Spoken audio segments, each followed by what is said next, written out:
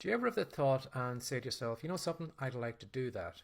And then your next thought is, you can't do it, so don't even try. You know, I was listening to an audiobook the other day featuring the late, great Bob Proctor. And he was asked this question by the man that was interviewing him. And the question was, do you think everybody could be as wealthy as Jeff Bezos? Or do you think everybody could be as great, quarterback as Tom Brady?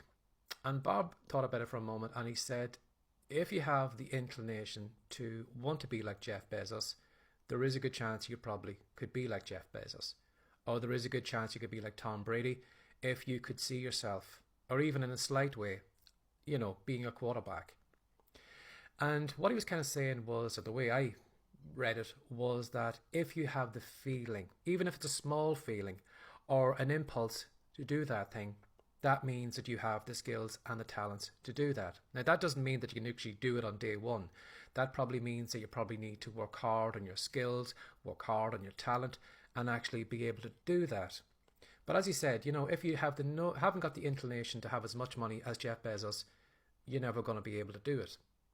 So give that some thought today that, if you have an inclination that there is something you'd like to do, maybe do videos, maybe have a blog, a podcast, it means that you can actually do it.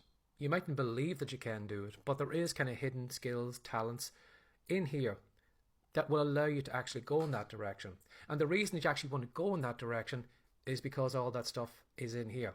Again, as I said, you probably will need to work on it. You probably have to develop skills, talents, dedication, or whatever to get there.